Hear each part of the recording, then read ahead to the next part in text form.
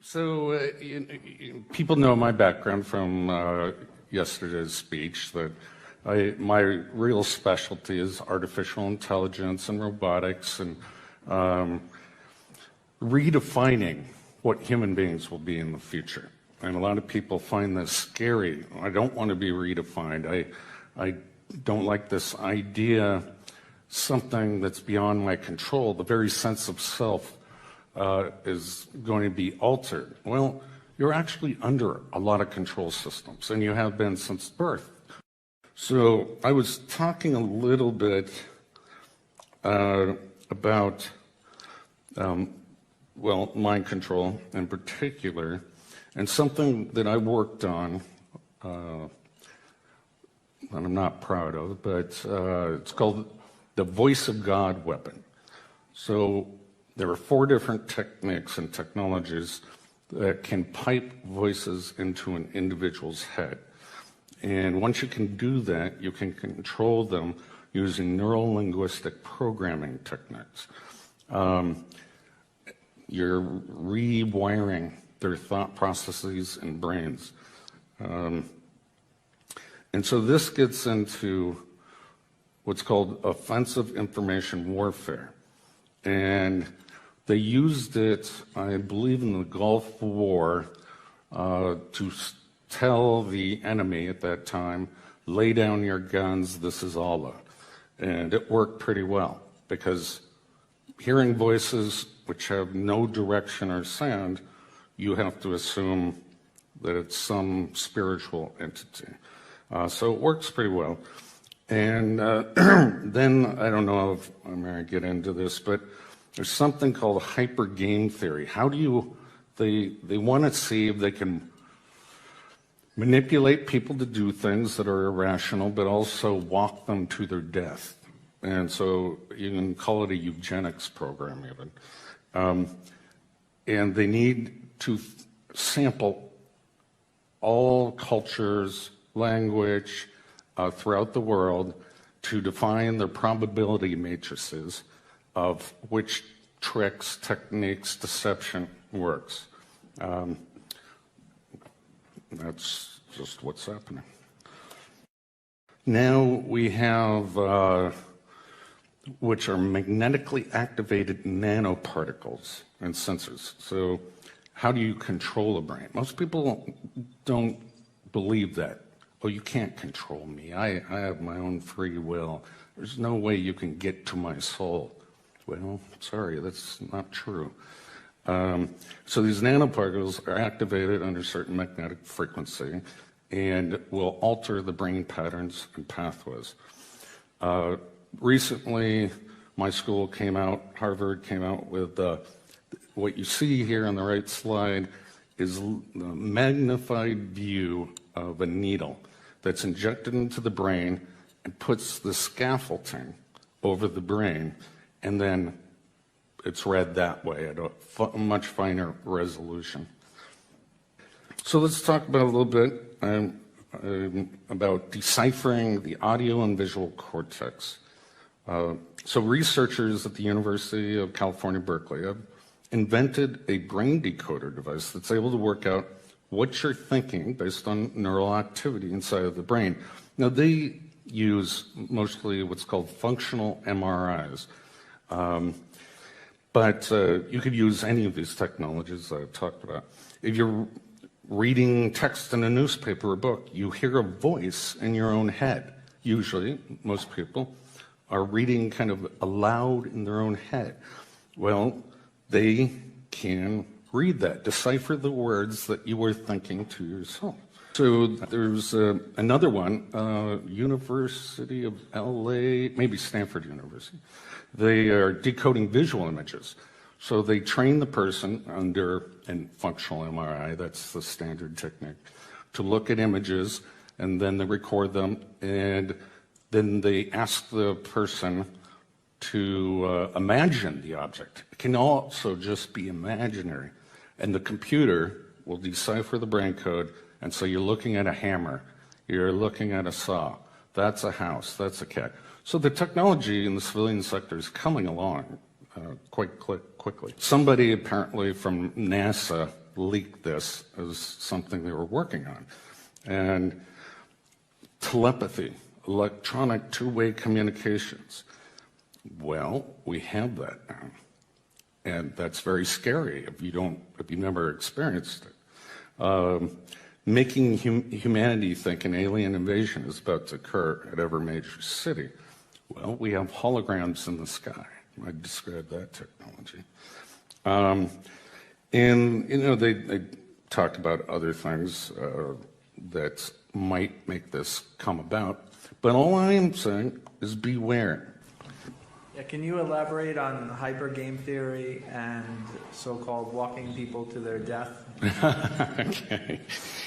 Yeah, so hypergame theory came out of a professor at Dartmouth, obviously funded by the Air Force and DARPA and et cetera, all the acronyms. And it came from a man that died recently, a brilliant man named John Nash, who there was a movie made about him called The Beautiful Mind. And he was a mathematician who won a Nobel Prize. And he created game theory, which is used in economics as well as war theory. Now, it relies on rational players. So you run these simulations. What will China do if we make this move? What is the game, the war game going on? Or you can use it in business, similar process. Hypergame theory is one level above of that abstraction, that you don't know what game they're going to play. So they use it in cyber warfare, mostly. And attackers, hackers, they'll use several different techniques. But the defenses, the administrator, and the virus protection, they don't know what game these hackers are using.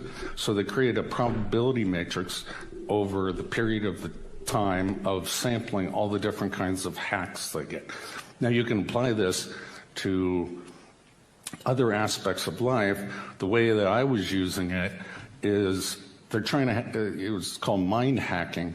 So they're trying to hack a targeted individual, and the target individual will create mental defenses as best as they can. They'll go to their social networks.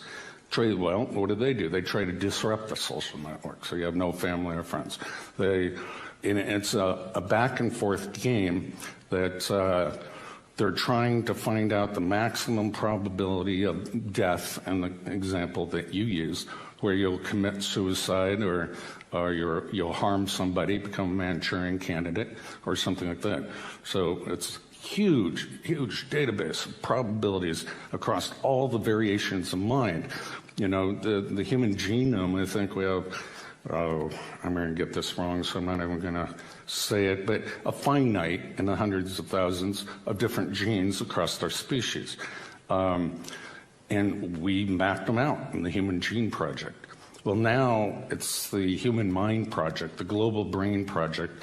President Obama just recently funded a whole bunch of scientists to decipher the mind. Well, our previous president, same thing, George Bush, said the same thing. They're trying to decipher every possible thought and uniqueness due to culture and language and whatnot. I've got a quick question. Just to confirm, you said you were a little bit embarrassed, ashamed that you'd worked on a project called The Voice of God. Yeah. And to your understanding, it had been used in the Iraq War, but you worked on it. Can you tell us what the name of the project in the military as it was being developed was, and how much was spent on it? Oh, no. I wasn't interested in budgets or names. But the nickname was Voice of God. But it goes under a lot of different names, different variations. And so let me talk about some of the technology. It's called the microwave hearing effect, which with directed microwaves, this was discovered by a guy named Frey. And they're not totally sure what the mechanism is, but they hypothesize that the brain expands ever so slightly with this energy, heat energy, that gets conducted to the inner ear. There are several other technologies that use ion cyclotron resonance heating or calcium C2+, as a mechanism of influencing the nervous system. And all the ions have their different resonances under the Earth's magnetic field. And then you can go into the ultrasonic realm, where anybody in the beam with one of the ultrasound waves won't hear anything. It's above human hearing. But where the waves intersect from two different directional sources, all of a sudden that person hears it, and that's called the audio spotlight. So there are a lot of mechanisms to project voices into people's heads. Thank you. Hello. I have a question that relates to step 3 in Project Bluebeam. It concerns telepathic electronic two-way communication.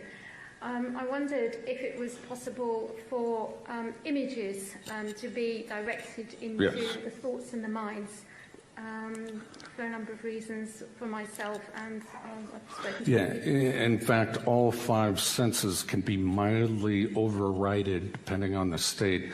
Now, if you're in a sensory deprivation tank, your mind seeks stimulus, hearing, sight, temperature, anything. So if you're in that situation, your dreams become your reality. Your brain cannot tell the difference. But in other circumstances, if you stay well stimulated, it's difficult to project visual images into the target. But even university professors are working on this. So yes, it's absolutely possible and is being done. And in fact, many people complain about forced dreams or something like that their dreams are not their own. And that can be, there are a whole bunch of subconscious ways that can be done, as well as stimulating the visual cortex in the right patterns and try to project them into the target. So who would be projecting these, which organisation would be projecting these, who's responsible? You can't say. Okay, but it just seems to be very real, because I've heard it from more than one source, and it can be quite it's quite real. Because you're awake, you're not asleep necessarily. Yeah, and it projects also in the visual workspace, as I mentioned before. So it's like your third eye, and you can see both your, through your retina, as well as this other projection at the same time. Your brain's been rewired, and it's inserting this third eye projection, if you will. Is there any way we can protect against it? No, great question. No. No, you can dampen the effects through stimulating your senses, like music or that kind of thing. And that seems to help. Certain drugs can dampen the effects. But no one's found a little device that you can wear around that will block the signal. Hat you can wear. No, tinfoil hats, no, they don't work. Thank you. Okay, I'll come down on stage, actually, because I think it's probably going to be the last question. Now, Dr. Duncan, you've given us a lot of reason over the last 2 days to be concerned by the potential for abuse of this technology. At the end of your presentation today, you feel quite optimistic about the idea of transhumanism. I mean, maybe you're talking about a perfect world where we can draw perfect circles or whatever. But in my view, how is it possible for transhumanism to be a good thing without some almost unimaginable social revolution? And I mean, as Max Egan, I don't know if you've seen Max Egan's video about transhumanism. He puts it very succinctly, and he says, how much can we be transhumanized without losing our humanity, especially where we have rulers who have none?